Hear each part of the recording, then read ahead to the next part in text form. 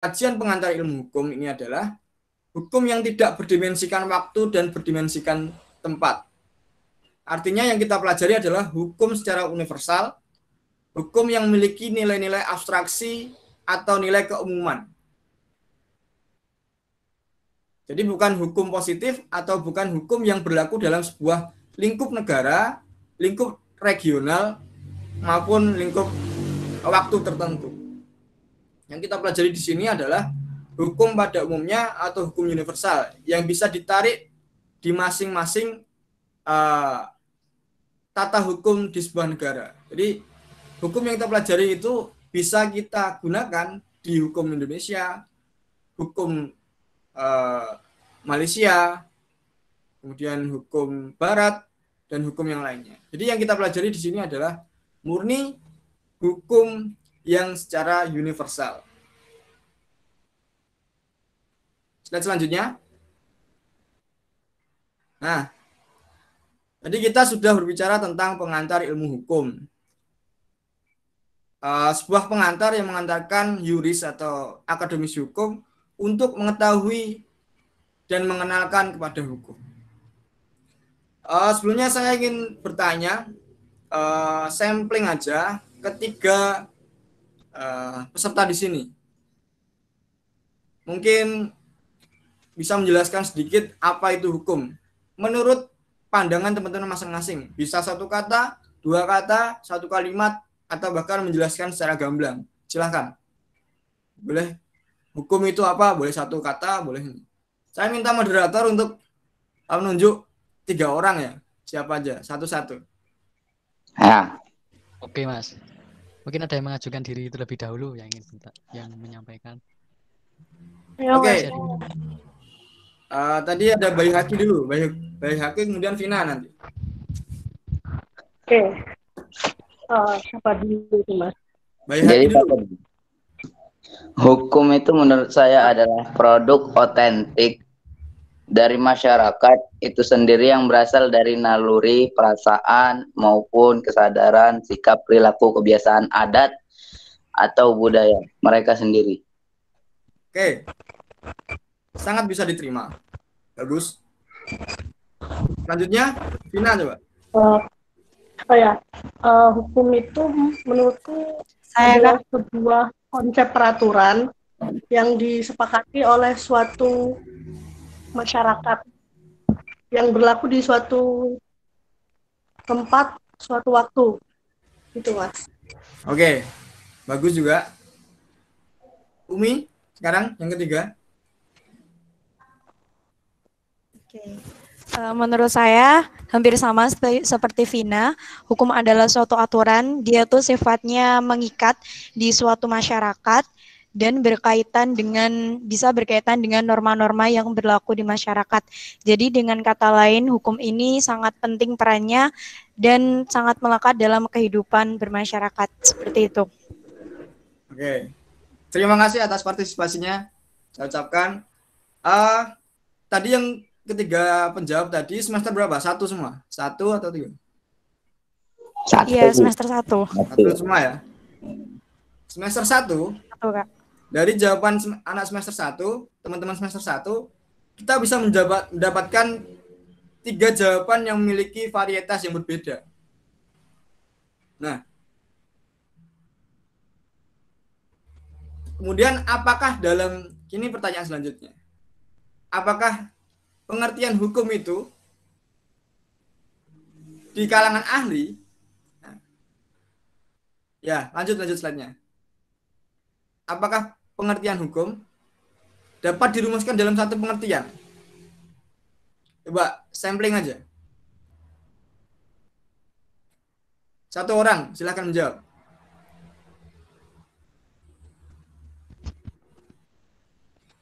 Apakah wajib hukum itu dirumuskan dalam satu pengertian? Izin menjawab, Kak. Cek. Ya, silakan. Oke, 2 orang nggak apa-apa. Raffi dulu, kemudian Umi. Oke. Menurut saya berarti hukum kalau dirumuskan dalam satu pengertian, berarti itu lingkupnya kepada tujuan. Yaitu hukum itu menciptakan rasa aman dan damai, serta serta menciptakan kesejahteraan di masyarakat gitu Kak mungkin. Oke. Maksud dari Raffi mungkin ketika hukum itu dalam satu pengertian berarti hukum itu menuju satu tujuan yang sama. Gitu Raffi? Ya menciptakan rasa aman dan damai dan serta kesejahteraan di masyarakat. Mohon maaf ya Kak, saya Oke. lagi flu kalau suaranya kurang bagus. Siap, nggak apa-apa. Semoga cepat sembuh. Tadi yang mau jawab siapa? Umi Saya, ya. Nah, ya, silakan. Menurut saya hukum itu tidak dapat dirumuskan dalam satu pengertian karena setiap peneliti atau pemerhati hukum itu dia punya ruang lingkupnya sendiri dalam meneliti dan mengkaji hukum tersebut. Seperti itu, Oke, Kak. bagus sekali. Slide-nya lanjut. Oke, cukup ya. Cukup 2 dulu ya. Nah, kalau kita baca di berbagai literatur tentang pengantar ilmu hukum, ataupun kita baca di literatur filsafat hukum, kita tidak akan menemukan kesamaan antara pengertian satu ilmuwan hukum dengan ilmuwan yang lain. Jadi, sampai-sampai Van Apeldoorn ini ilmuwan hukum Belanda, kalau nggak salah, dia itu mengatakan mencari pengertian tentang hukum adalah hal yang sulit. Mungkin yang tidak berbicara bisa di-mute dulu ya. Biar ini.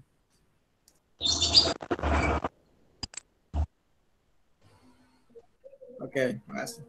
Nah, Van Apeldoorn itu sampai mengibaratkan mencari pengertian tentang hukum itu ibarat kita mendeskripsikan sebuah gunung.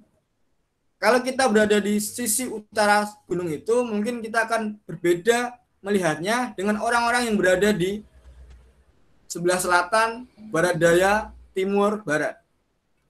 Oke.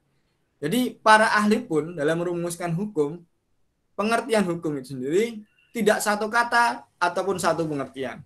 Mereka memiliki pengertiannya masing-masing. Oke, lanjut. Nah, setidaknya ada 9 cabang atau klaster pengertian tentang hukum. Ini merupakan rumusan dari berbagai pengertian hukum yang disampaikan oleh para ahli.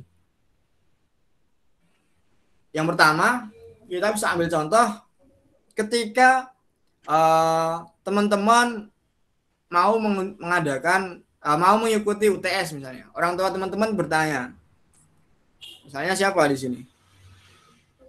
Raffi. Oke, Raffi. Raffi, hari ini kamu UTS mata kuliah apa?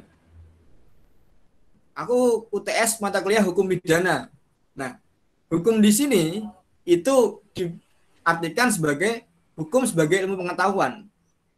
Jadi setiap masing-masing individu itu sendiri memahami hukum itu sesuai dengan kemampuan pemahamannya masing-masing. Jadi para juris muda dalam bidang ilmu pengetahuan itu akan mengatakan ada hukum pidana, hukum perdata. Gitu. Itu salah satu hukum sebagai ilmu pengetahuan. Yang kedua, hukum sebagai disiplin. Hukum sebagai disiplin ini adalah sebelumnya saya jelaskan dulu tentang disiplin. Disiplin itu adalah gejala-gejala pembelajaran tentang gejala-gejala dan cara penyelesaiannya. Kalau kita bicara politik hukum, maka hukum di situ adalah hukum sebagai disiplin.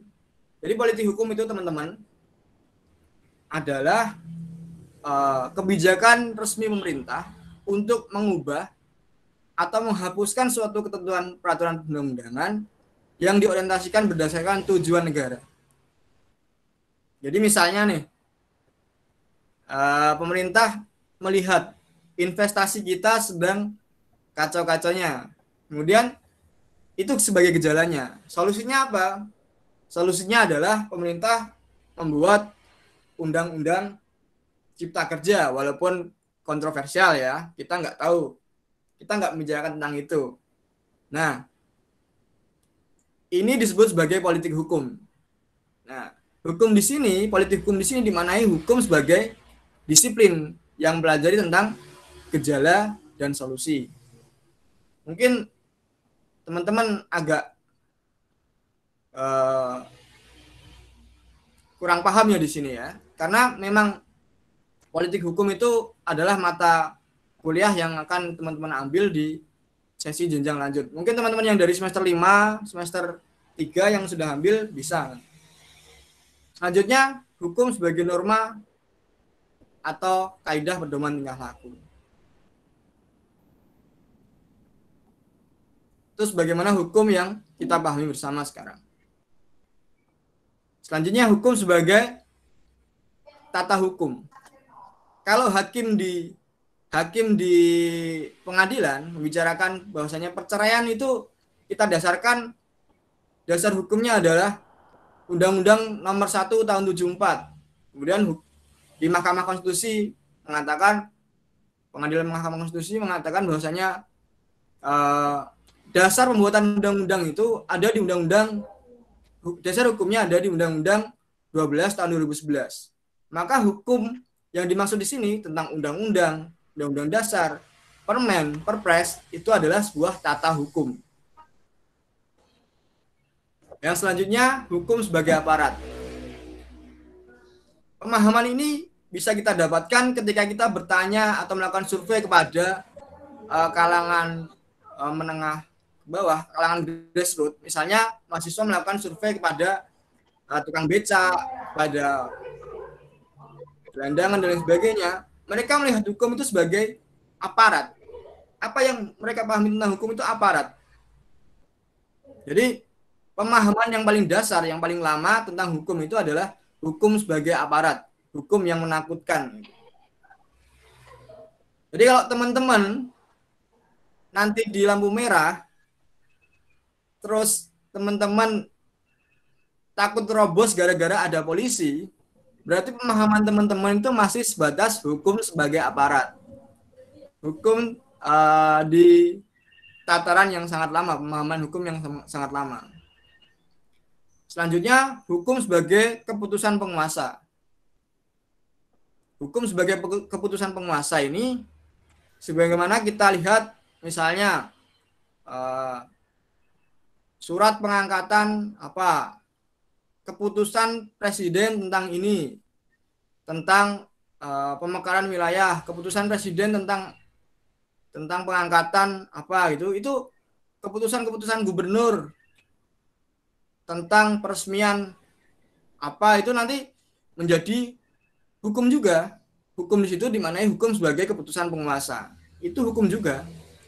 Selanjutnya, hukum sebagai proses pemerintahan. Kalau teman-teman lihat, presiden dalam mengatur menteri-menterinya, itu dasarnya apa? Dasarnya adalah hukum juga. Dan instrumennya apa? Instrumennya hukum juga. Jadi, proses pemerintahan itu juga menggunakan hukum. Nah, hukum di sini dimaknai sebagai proses pemerintahan. Terus selanjutnya, ada juga pemahaman tentang hukum itu dinilai sebagai tata kelakuan yang ajak. Kita bisa lihat di masyarakat hukum adat.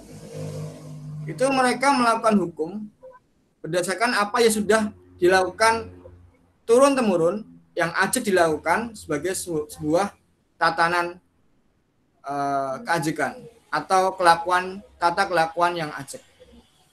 Masyarakat adat itu menganggap hukum adalah apa yang sudah dilakukan bertahun-tahun, dilakukan oleh nenek moyang sebagai sebuah kebaikan.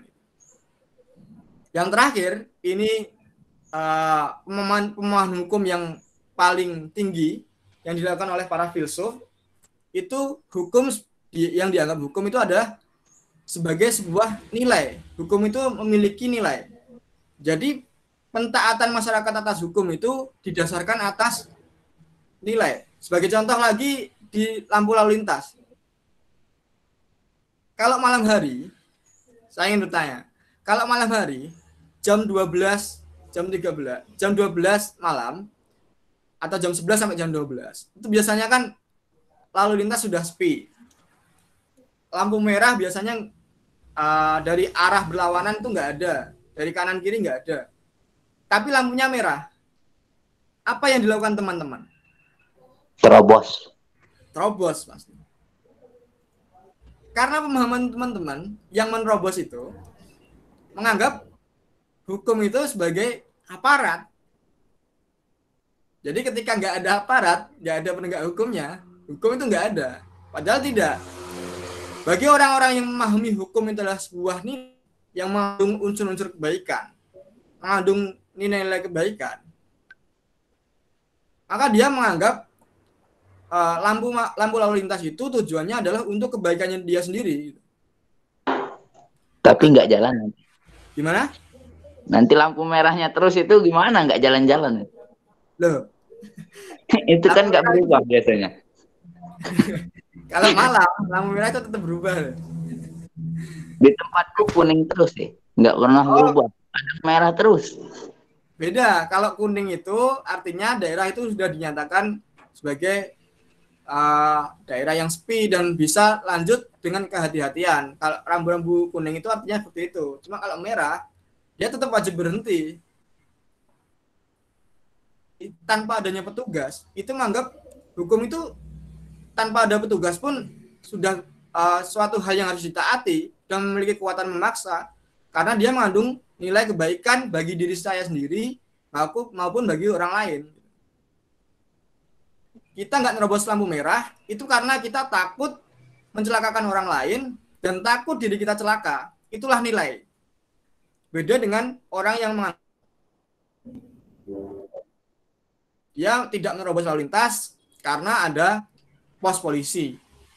Ketika pos polisinya sepi, dia menerobos. Itu dia belum menganggap hukum sebagai sebuah nilai. Dari 9 poin ini, 9 cabang pengertian tentang hukum ini, akhir-akhir ini, kemudian para ilmuwan itu juga bingung. Bagaimana titik temunya kalau kita mendiskusikan tentang hukum? Next.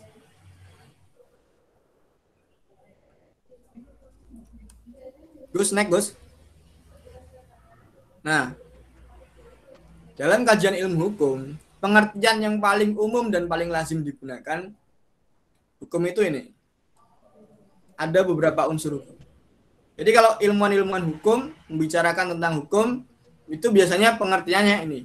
Kecuali di awalnya mereka memberikan judul, hukum yang saya maksud adalah hukum ini, hukum sebagai aparat, hukum sebagai nilai. Tapi kalau tidak memberikan premis itu, maka hukum yang lazim dipahami adalah hukum adalah aturan yang berisi perintah dan larangan.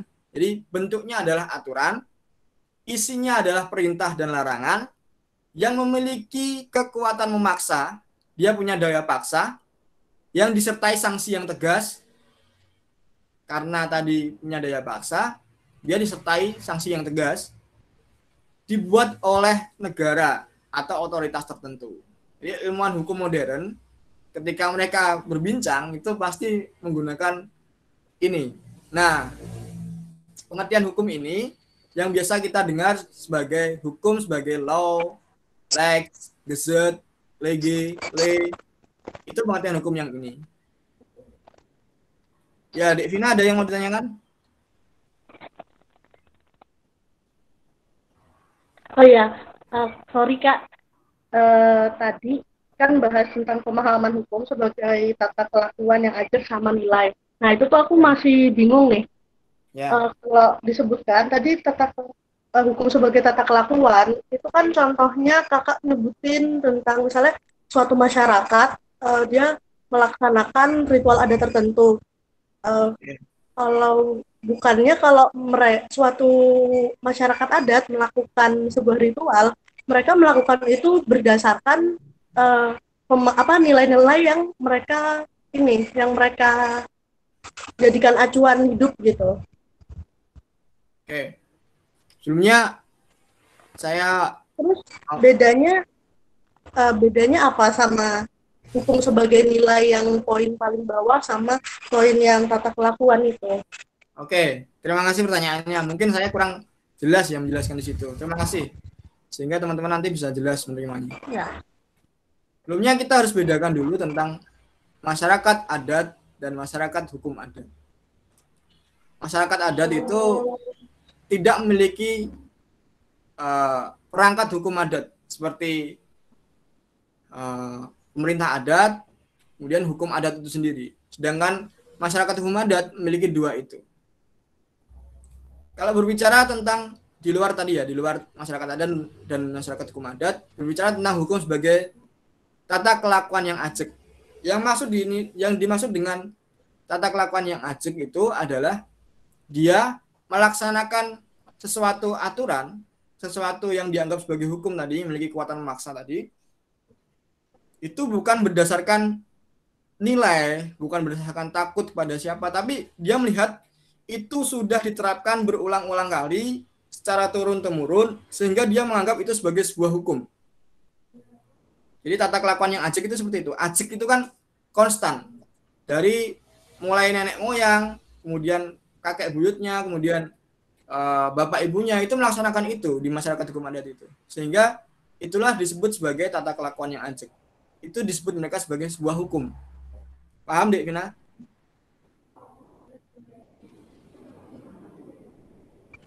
Berarti gini ya, Mas. Suatu masyarakat adat itu yang melakukan, yang masih meneruskan ritual-ritual adat itu tuh ada yang memang mereka paham dengan nilainya, terus lalu mereka masih menerapkan, terus ada juga yang ya udah ikutan aja gitu, walaupun misalnya mereka nggak benar-benar mengamini nilainya gitu. Apakah seperti itu? Nah, bisa seperti itu. Benar, bisa seperti itu. Bisa dia memahami nilai, bisa dia dari tata kelakuan yang ajeg. Tapi yang saya bahas di sini adalah hukum sebagai tata kelakuan yang ajeg. Contohnya dia tidak memahami itu, tapi dia melihat hukum itu sebagai sesuatu yang dilakukan secara turun-temurun. Kalau berbicara masyarakat hukum adat, pasti mereka ada yang melihat itu sebagai sebuah nilai, ada juga yang melihat itu sebagai tata kelakuan yang ajeg gitu. Kalau prakteknya mungkin berbeda-beda. Ya. Thank you, Kak. Oke. Kalau nilai, itu dia melihat hukum itu karena punya nilai, karena punya sesuatu yang bagus, maka dia dilaksanakan. Itu kalau nilai. Paham ya? Nah, ini tadi sampai sini. Dalam kajian ilmu hukum, hukum adalah aturan yang berisi perintah larangan. Jadi, aturan isinya, hukum itu unsurnya aturan, perintah, larangan, memiliki kekuatan memaksa, serta sanksi yang tegas, dan dibuat oleh negara. Itu kalau ilmuwan hukum modern. Pengertian ini yang jamak digunakan. Kalau masyarakat yang bukan ilmuwan hukum, biasanya menganggap hukum itu sebagai perwujudan moral yang dinilai memenuhi rasa keadilan. Jadi hukum itu kalau nggak adil, nggak hukum. Itu kalau masyarakat. Ini yang disebut sebagai right, use, droid. Itu ini. Padahal hukum dan keadilan itu dua aspek yang berbeda. Walaupun hakikat dari hukum dan tujuan dari hukum itu keadilan, tapi ada loh hukum yang nggak memuat keadilan itu. Tapi tetap bisa dilaksanakan. Memuat rasa keadilan, bukan memuat keadilan.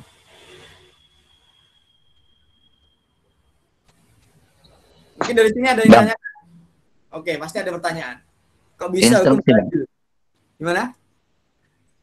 Itu kan menurut pakar yang tadi, hukum itu adalah aturan yang berisi perintah dan larangan dengan sanksi yang tegas dan dibuat oleh penguasa ya?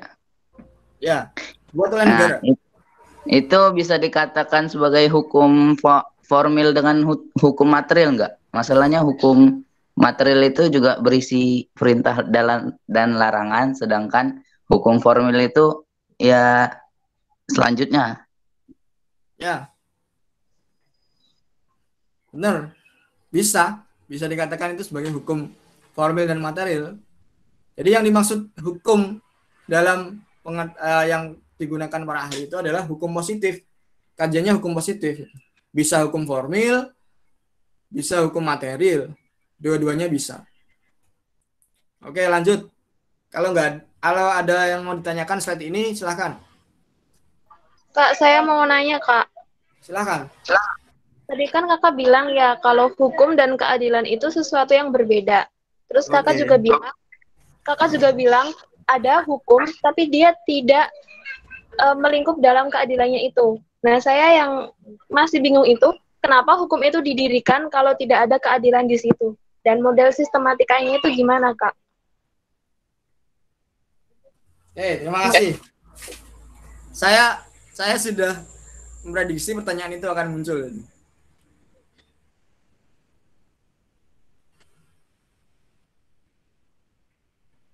Bentar, saya carikan pendapatnya Theo Wiesber, filsafat hukum. Iya, Kak.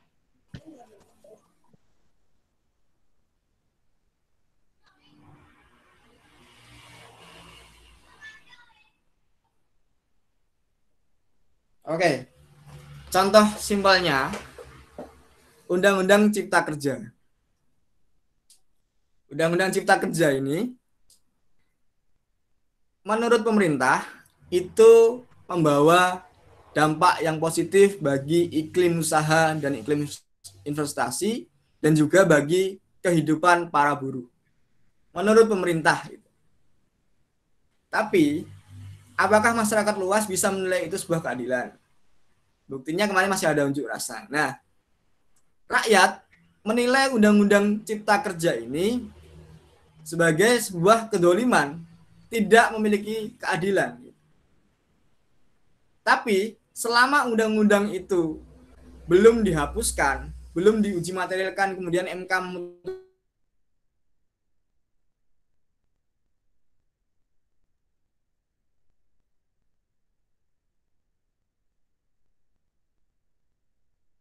kalau Undang-Undang Ciptaker ini dinilai tidak adil oleh masyarakat, kemudian masih dilaksanakan, apakah itu tidak menjadi hukum? Kemudian kita bisa melanggar begitu saja? Oh iya, Kak. Terus kalau misal pemerintah itu kan bikin RUU Ciptaker itu ya, kan mereka juga pasti pernah ya jadi mahasiswa gitu, ngerasain kayak kita. Nah, yang saya jadi pertanyaan lagi itu, kalau dipandang tidak ada keadilan, tapi kan di sisi lain pasti ada sisi kepositifan buat bangsa Indonesia. Nah, tapi kenapa Ciptaker itu didirikan kalau pada kenyataannya banyak rakyat yang menganggap itu tidak ada keadilan, Kak? Oke. Itulah tadi. Sebenarnya hukum itu tujuan utamanya adalah ketertiban manusia. Bagaimana manusia itu bisa tertib. Kalau keadilan itu sangat sulit diukur sebenarnya. Bisa jadi pemerintah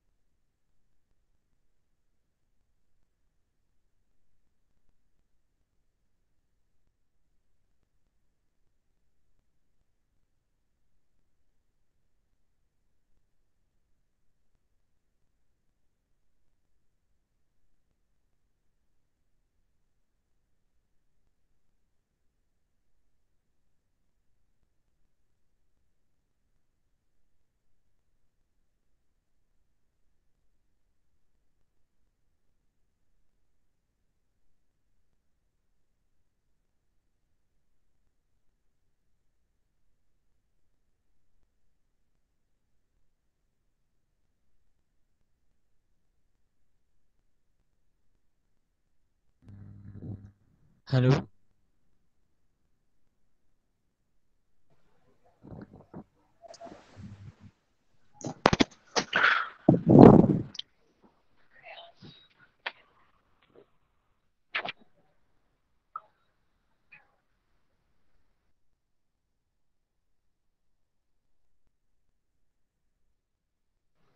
Mas Fikrinya keluar ya, Mas? Waduh, iya ini kemungkinan terkendala sinyal. Sebentar, kita tunggu sebentar udah ya. gabung lagi. Tes. Oh ya, sip. Lanjut. Masuk. Oke. Tadi lupa nggak konekin wifi, jadi habis paketanku.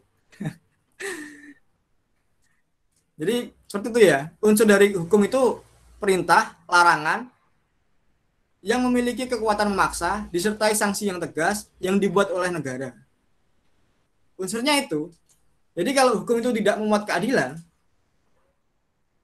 untuk menjadikan itu sebagai bukan hukum, untuk kita membatalkan hukum itu, ya kita harus melalui hukum lagi gitu. Lewat cara apa? Lewat cara misalnya perubahan undang-undang, lewat cara judicial review di Mahkamah Konstitusi. Bukan berarti kalau kita merasa hukum itu nggak adil, kemudian kita bisa menegasikan atau bisa tidak mengelakkan hukum itu sendiri. Maka yang ada kita justru kena sanksi yang tegas tadi gitu. Jadi rasa keadilan yang sifatnya itu sangat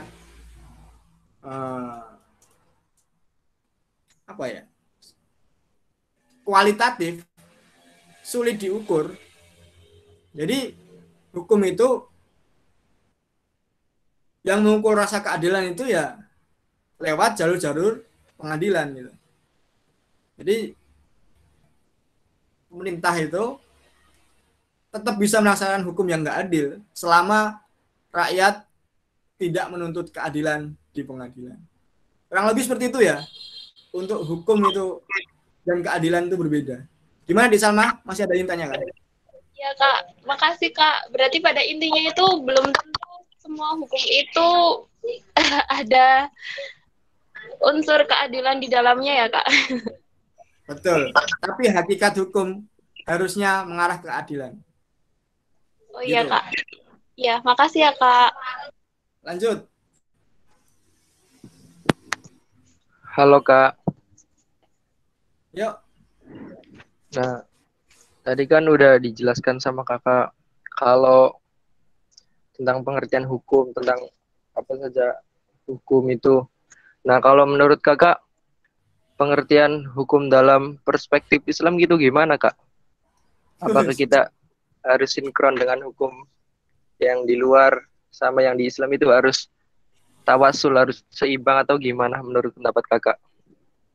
Pendapat saya pribadi ya. Iya. Tentang hukum Islam. Pengertian hukum Islam. Dalam perspektif Islam. Ya. Kalau hukum Islam, ya nanti kita bicara tentang sumber hukum ya. Saya lewati dulu, nanti karena kita bicara tentang sumber hukum, jadi nanti kita bisa tahu diferensiasi antara hukum Islam dengan hukum positif yang kita pelajari di sini. Jadi seperti yang saya katakan tadi, kajian pengantar ilmu hukum ini adalah kajian yang menteropong hukum secara universal dulu, secara umum dulu. Nah, kajian tentang hukum Islam nanti saya sampaikan di materi sumber hukum nanti. Oke, saya pending dulu. Oke, ya. Kak. Siap. Oke, siap. Lanjut, bagus. Nah, ini sama kayak tadi, unsur hukum itu boleh dicatat kalau mau dicatat. Ini di pengertian tadi, kalau dirumuskan satu persatu itu menjadi ini.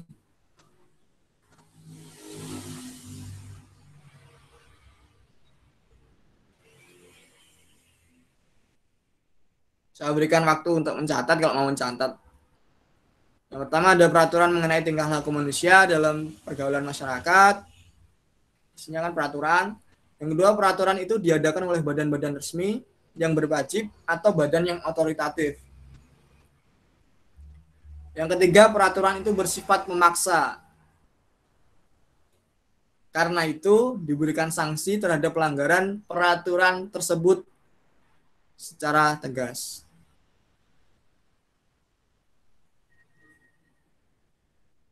Oke, lanjut bisa.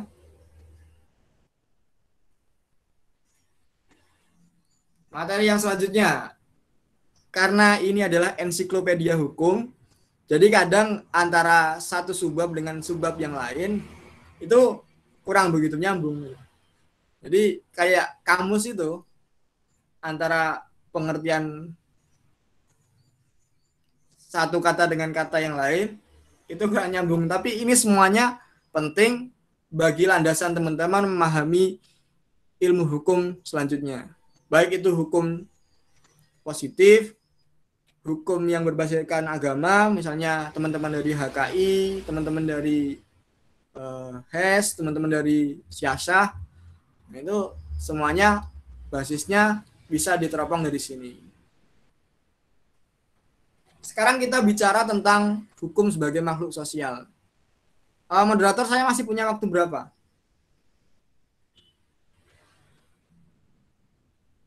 Moderator. Untuk di jadwal itu sampai dengan 9.25.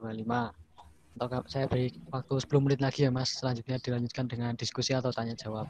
Begitu ya Mas? 9.25 ya? Ya. Dan Oke, ini oke. udah lebih. Oh, ini sudah lebih ya?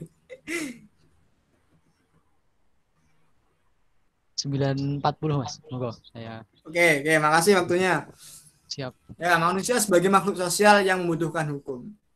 Teman-teman semua pasti paham, manusia itu makhluk yang selalu berinteraksi dengan sesamanya. Manusia itu nggak pernah bisa lepas atau memenuhi segala keinginannya itu sendiri. Keinginan untuk makan misalnya, kalau makan mungkin di kerangka hidup yang tradisional mungkin bisa sendiri, kalian bisa sendiri. Cuman yang kompleksitas zaman sekarang nggak mungkin makan itu bisa sendiri. Butuh petani kalian, butuh tukang masak dan sebagainya. Dorongan untuk mempertahankan diri, dorongan untuk meneruskan jenis. Nggak mungkin meneruskan jenis ini sendiri. Jadi kalian itu harus ada bapak dan ibu kalian. Nggak bisa tiba-tiba bapak kalian sendiri bisa timbul kalian sendiri. Itu semuanya membutuhkan interaksi. Nah, interaksi itu membentuk suatu masyarakat. Masyarakat itu tujuannya adalah untuk memenuhi kepentingan dari masing-masing individu. Semakin kompleks masyarakat, maka kepentingannya juga semakin kompleks. Jadi peluang untuk terjadinya konflik kepentingan itu sangat tinggi. Nah, konflik kepentingan tadi kalau dibiarkan tanpa adanya suatu aturan atau suatu hukum di tengah masyarakat, maka akan terjadi yang namanya chaos atau ketidakteraturan. Jadi masyarakat itu butuh suatu aturan agar hidupnya teratur. Jadi bukan manusia yang membutuhkan hukum, tapi masyarakat yang membutuhkan hukum. Tapi apakah mungkin manusia tanpa masyarakat? Sudah menjadi nas. Manusia itu tidak bisa hidup tanpa manusia lain. Jadi maka tidak salah ketika ahli filsafat Yunani Cicero mengatakan ubi societas ibius. Di mana ada masyarakat, di situ ada hukum. Tujuannya adalah menciptakan keteraturan dalam mewujudkan kepentingannya masing-masing. Oke, lanjut. Sekarang sumber hukum. Satu pertanyaan jawab satu orang ya. Yang benar itu ketika kita mengatakan saya melakukan pemecatan bawahan. Ini misalnya polisi. Polisi mengatakan kepada wartawan, misalnya karena dia habis melakukan pemecatan. Ini materi sumber hukum ya. Lanjut. Gus, lanjut Gus.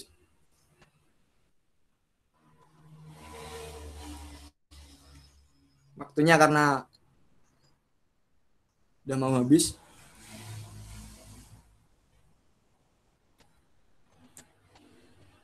Gimana ini?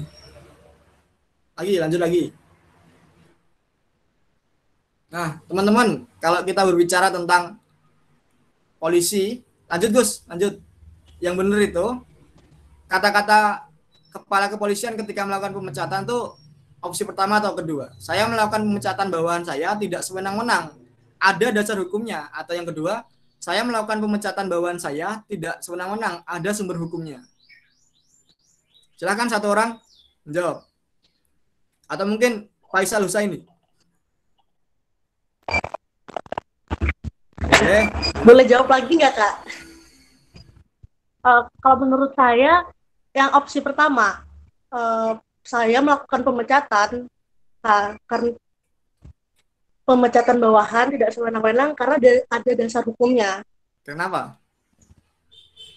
Karena misalnya ini konteksnya di ini ya, bisa di lingkungan kerja gitu. Terus di sana kan tetap ada masyarakat, ada masyarakat di sana, ada atasannya sebagai apa namanya yang memegang kewenangan, terus kemudian ada karyawan-karyawannya.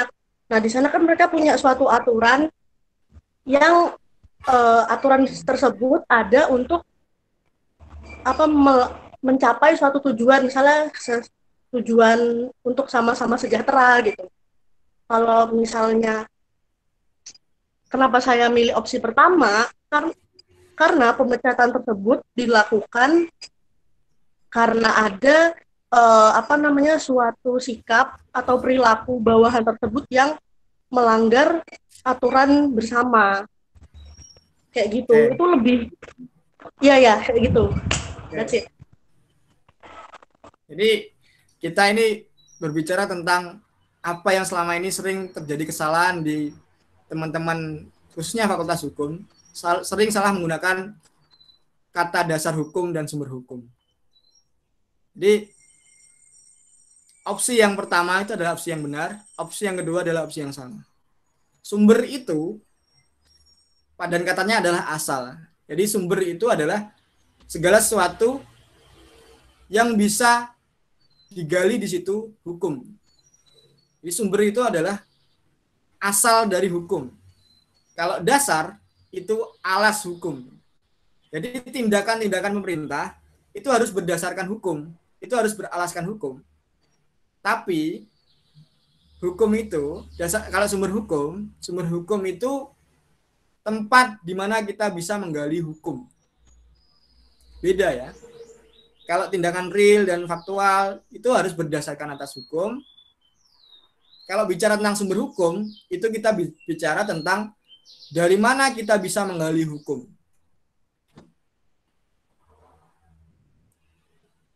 Oke, next. Sedikit lagi ya moderator. Kira-kira 3 menit lah. Oke. Gimana? Oke, Mas. Biar selesai sekalian. Moderator, halo?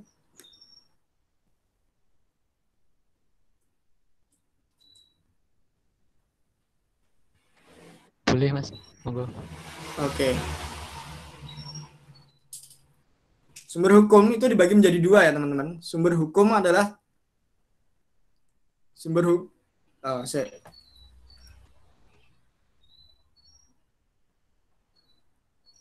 Tadi sudah saya sampaikan sumber hukum itu adalah segala sesuatu yang dimana kita dapat menemukan atau menggali hukum. Sumber hukum bagi menjadi 2, sumber hukum material, sumber hukum formil. Sumber hukum material itu adalah kaitannya dengan isi atau kandungan. Jadi sumber hukum material itu masih mentah. Ibarat kalau kita kita mau masak rendang nih, rendang sebagai sebuah hukum. Pagi-pagi lapar ya. Kita mau masak rendang itu sebagai sebuah hukum. Maka sumber hukum material ini adalah daging, bawang, garam, merica, dan lain sebagainya. Bahan-bahan mentahnya. Di mana kita bisa mendapatkan hukum. Dari mana kita bisa menggali hukum dan mendapatkan hukum? Sumbernya bisa sumber material, sumber mentahnya. Contohnya adalah contoh yang kedua, biar mudah dan bisa langsung diterima. Kalau kita melihat demo kemarin ya, demo kemarin itu bisa jadikan sebagai sumber hukum juga, di mana pemerintah bisa menggali nilai-nilai keadilan dari masyarakat.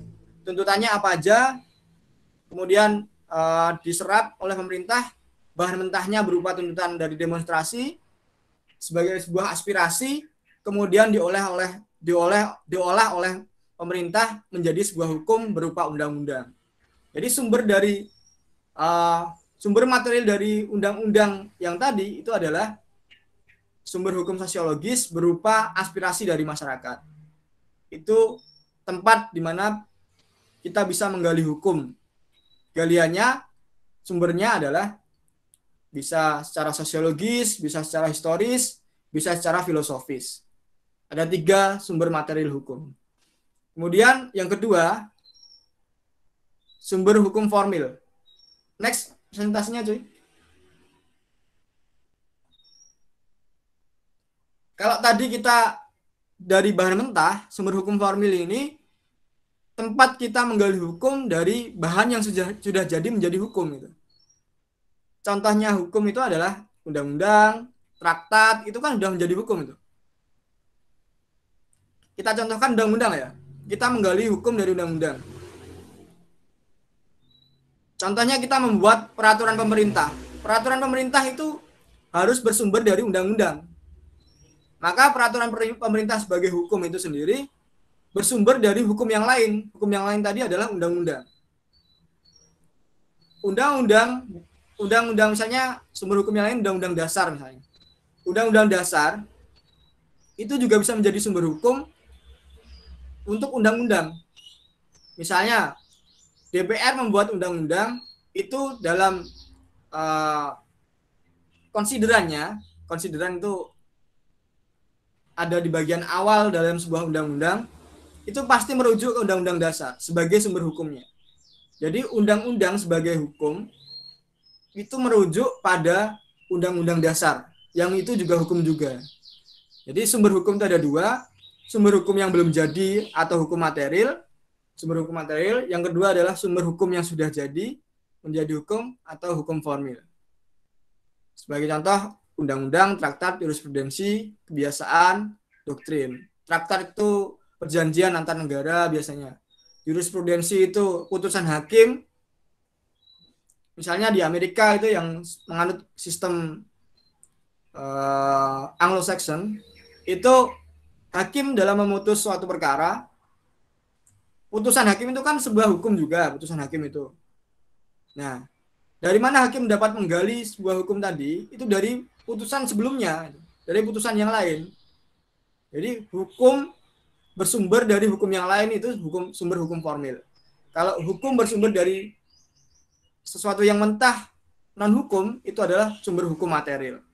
Kurang lebih seperti itu yang dapat saya sampaikan, karena waktunya sudah habis dan saya sudah over beberapa menit. Saya cukupkan sekian. Kalau ada pertanyaan, silakan lewat moderator.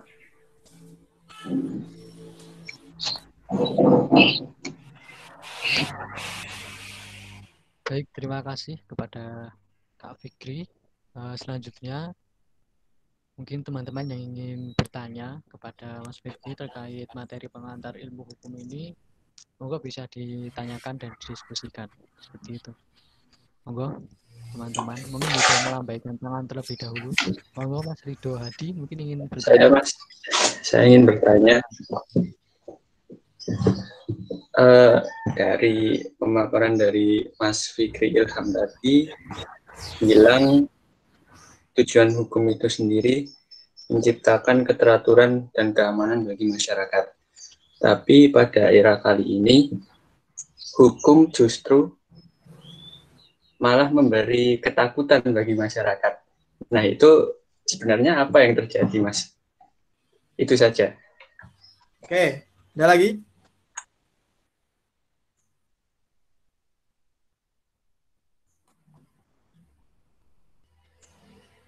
Bayi Haki itu mau bertanya. Sebelumnya untuk bertanya, baiknya teman-teman sertakan identitas nama, prodi, kemudian tahun ya, begitu.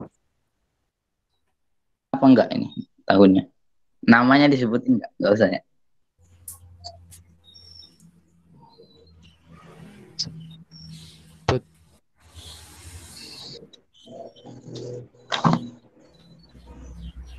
Saya ini mau bertanya, nyangkut-nyangkut lah.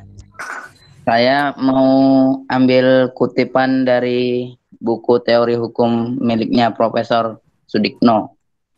Nah, di sini dia berkata, teori hukum adalah teorinya ilmu hukum. Ilmu hukum adalah teorinya hukum positif. Hukum positif adalah teorinya filsafat hukum. Bagaimana pendapat Abang terhadap ungkapan beliau?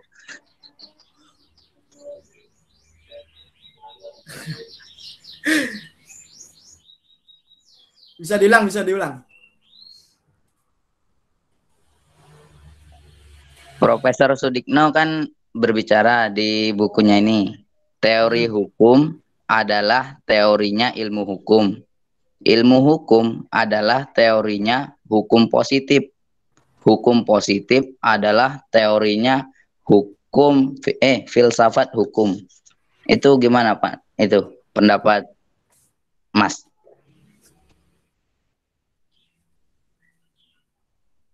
Ya. Dua dulu ya.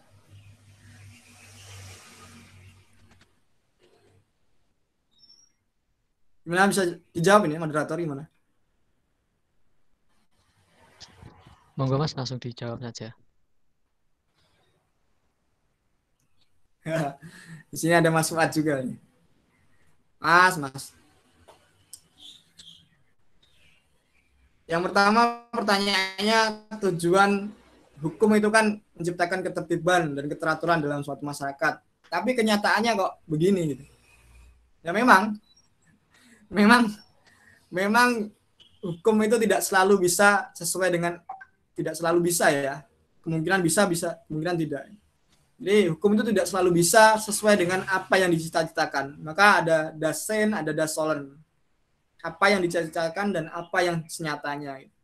Maka itu menjadi peluang kita untuk terus melakukan perubahan terhadap hukum.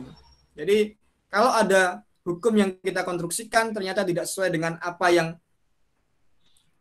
yang diterapkan, itu kemungkinannya ada beberapa hal. Gitu. Misalnya bisa dari strukturnya yang salah, bisa dari substansinya yang terlalu sulit ditafsirkan dan terlalu berbelit-belit.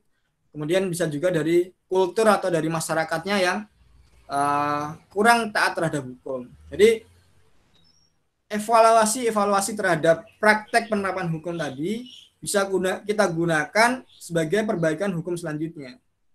Itu idealnya, tapi dalam prakteknya kadang evaluasi semacam itu tidak digunakan karena mungkin beberapa faktor, mungkin ada kepentingan dari pemegang kekuasaan atau seperti apa. Itu ya kurang lebih dari Ridho Hadi. Kemudian dari siapa tadi? Baihaqi. Dia baca buku teori hukum, itu adalah teorinya ilmu hukum. Ilmu hukum itu adalah teorinya hukum positif.